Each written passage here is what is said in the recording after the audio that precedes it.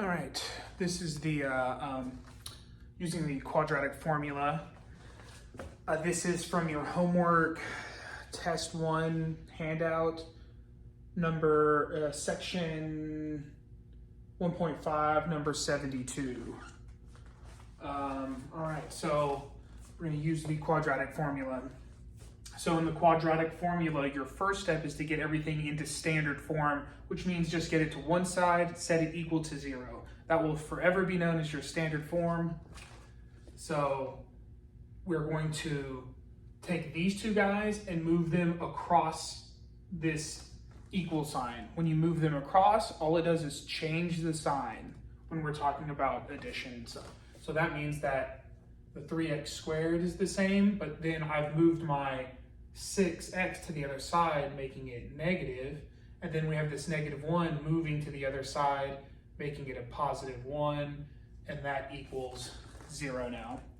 All right, so then we want to identify the parts of the quadratic, and remember that we have this kind of standard looking form where we have whatever the number is in front of the highest power is being labeled as A, and then I'm putting a plus here, but I'm just writing a generic, like the generic form of the quadratic, or the generic form of this like polynomial. And then we have B, so whatever B is in front of the X, and then we have C. So we have this format, and we're just putting it onto there. So we're assigning these guys to those. So if you like, you can come down here and go, hey, what was my A? My A is that 3 that's sitting up there. What is my B? My B is the -6. You always bring the sign with the number.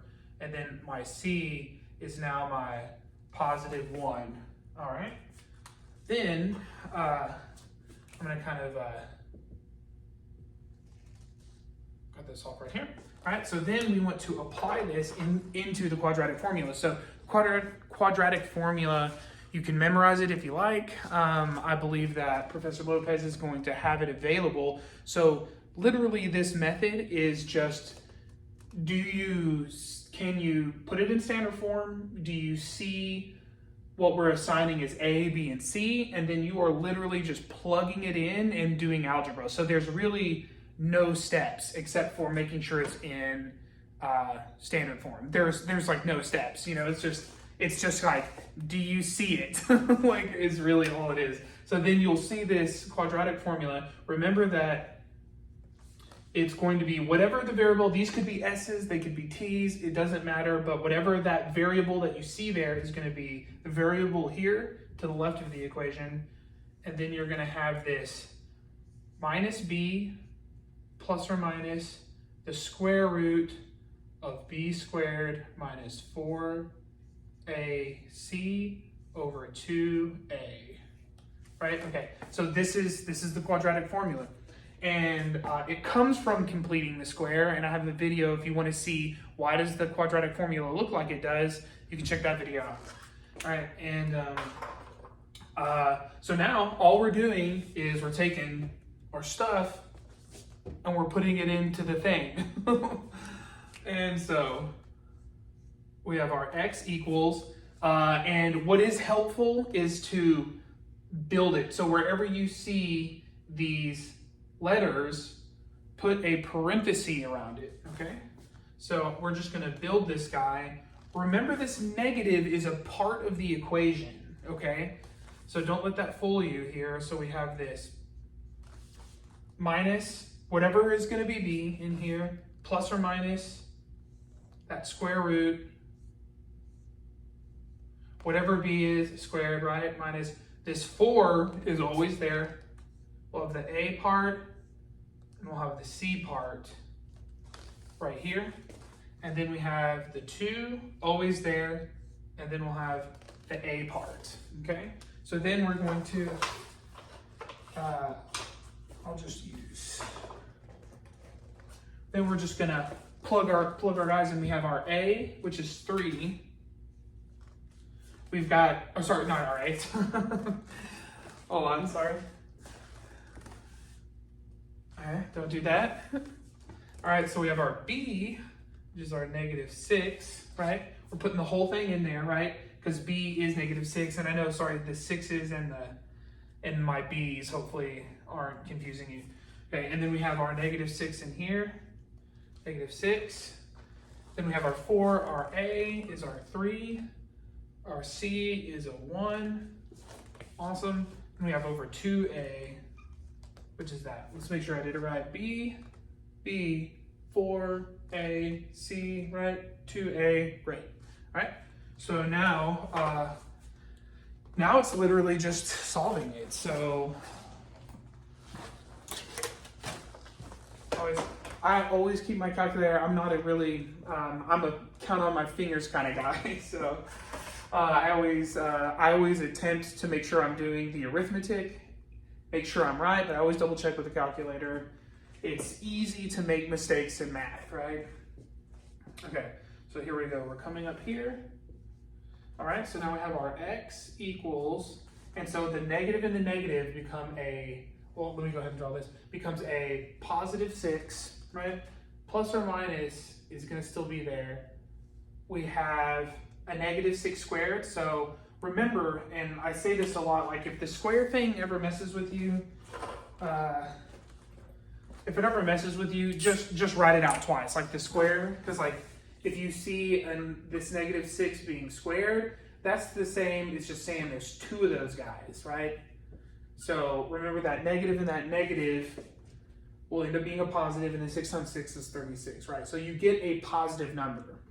When you square something, it's always positive. So, you know, if you ever have that negative inside and you're squaring it and you carry that negative over, just know that that's wrong. That's just one of those things you have to get used to if you don't have that intuition already. So then we have the -6 squared ends up being 36. And then we have only one negative being multiplied by everything, so we know that that is going to be a minus sign there. And then we say 4 times 3 is 12, 12 times 1, 12. So we have 12 here. And then underneath, 2 times 3 is 6. And some of y'all might like this better than completing the square, because there's not really a lot of, there's literally, because you get this from completing the square, so it kind of, all the work is done. And you just literally plug it in. It's like a very efficient tool, and technically any polynomial that you see like this, you can use this forever and ever. You can use the quadratic formula unless your directions specifically say you have to use some other method. So this is a really powerful tool, essentially. All right, so now we're here. We're just doing a little bit of cleanup. Now remember this guy right here. Well, let's just see if it works out before we do any splitting up. So we have so this step, I'm just cleaning stuff up. 36 minus 12, we have the 6, 5, 4, right? And then 3, 2. So we have 24. It should be 24, right? And see, even number symbol like that, I don't take chances. We're talking about your grade. You want an A. Just put in fail-safes for, you know, even things that are silly. Like I've been doing math for a little while now. It seems silly, but, you know, I don't care. I'd rather be right. I'd rather have a, you know, a softer ego and check myself, you know. All right, anyway. So I have this over 6. And the square root of 24 is, you know, and you can always type in and go, hey, does that work out? You'll get a decimal point. It doesn't work out. So what you would want to do is, a great strategy is a factor tree, right? So over here on the side, we take our 24 and we just kind of make factors the smallest one. I know it's going to be factorable by 2 just because of that even number. It lets you know, hey, probably 2 is the lowest. I always start with the lowest and break it down. So we know that's going to be 2 and 12. 12 can be broken down by 2, right? So that's 2 and 6. Then 6 can be broken down with a 2, and you get a 2 and a 3. And then what's really neat is if you rewrite this down here, basically all these outside parts of the tree is saying if you take 2 times 2 times 2 times 3, it's going to give you 24. And if you don't believe me, just type that into your calculator. 2 times 2 times 2 times 3, and you'll get 24. So underneath this radical, I just kind of put these guys in here, right? And this is something, I don't know if you see it all the time, but when you have a product, which just means I'm multiplying all of these together, you can actually split, you can assign this square root to each one of those. So I'm going to rewrite this just a little bit. And see, 2 times 2, like I've said before, it just means there's 2 of them, right? So that's the same as saying 2 squared. And then I have this times, and these are left by themselves, so I'm actually going to put these guys back together. So 2 times 3 is 6. And then I'm going to apply that square root to each one of these guys. Like that, right? And so we know that a square root and a square cancels each other, right? So if a square root and a square root and a square cancels each other, it's going to pull that 2 on the outside, right? So then I can rewrite this guy up here as 6 plus or minus that 2, because it was able to come out of the square root, right? And then we were not able to get rid of that square root of 6. And then once again, I'll double check. I'll go, hey, do I get that same decimal value if I put in that? And you do, so it's kind of nice. I double check myself, you know.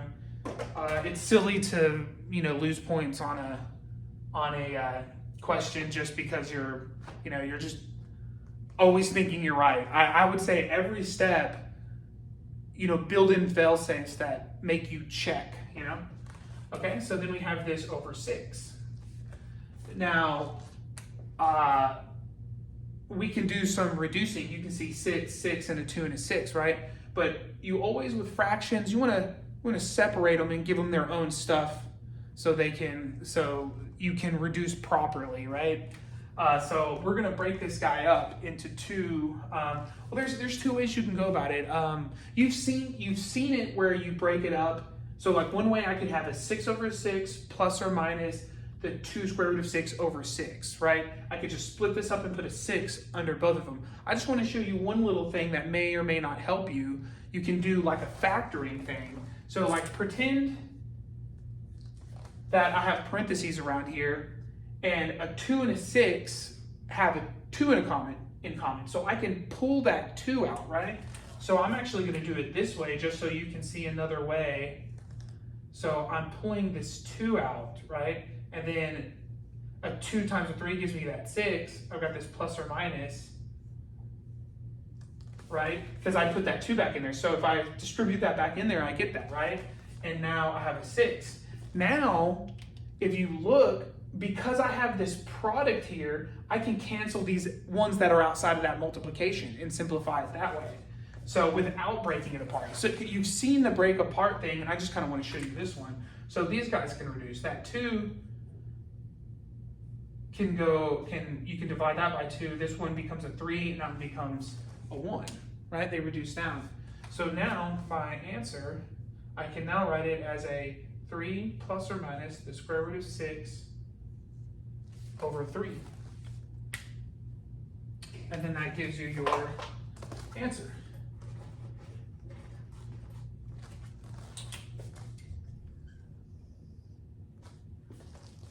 And there you go. And that is using the quadratic formula. It's literally plug it in. And then remember your algebra.